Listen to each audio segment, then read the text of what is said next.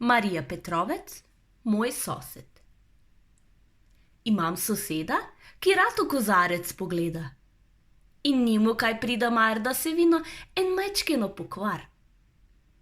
Vase zliva in uživa marsikatere opojne substance. Briga njega za finance. Preprosto skozi življenje hodi, saj prav nikomur ne škodi.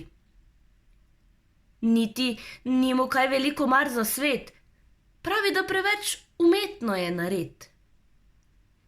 Zjutraj, ko vstane, se najprej usede in kakor maček zaspano zaprede. Potlej se dvigne in v svojem ritmu prestopi prag hiše, da se v nov dan, kot se šika, z radostjo podpiše. Če sem doma, počasi čez cesto prihodi do mene, da mu dam kak šilček, ki ga čisto malo zadene. Potlej poboža vaškega psa, stopi domov po šnito klobase, če jo le še ima. Nič ni pokvarjenega v njegovem sistemu, le vaščani se prepuščamo temu problemu, kaj da v lonec in kje kaj dobi, saj od brezdelja res težko se živi. On pa ljubi življenje.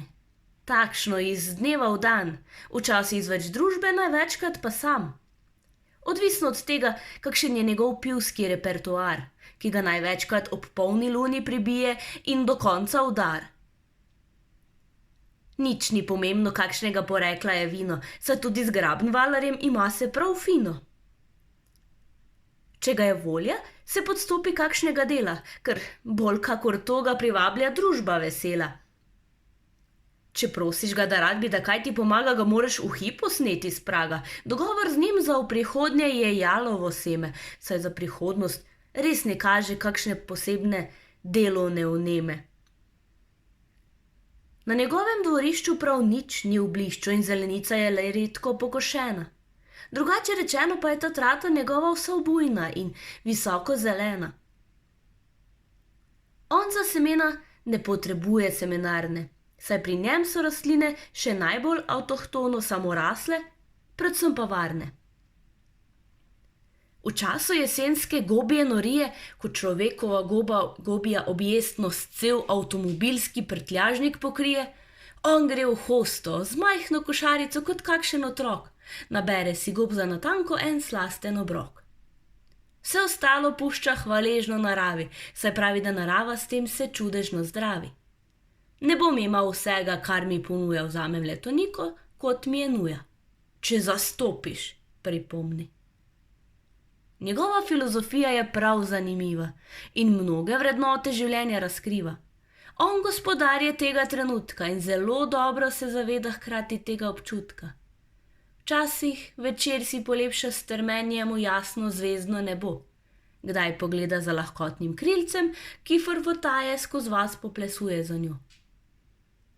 Ob slednjih trenutkih pomenljivo pogleda izpod čela in se čudi naravi, kaj vse ponuja v tej svoji predstavi. Res čisto nič ni pokvarjenega v tem njegovem svetu, on je podoba idealizma v polnem poetu. Velikokrat mi reče takole: naj vlada spoštovanje med mano in tabo, bodimo dobrohotni sosedje med sabo.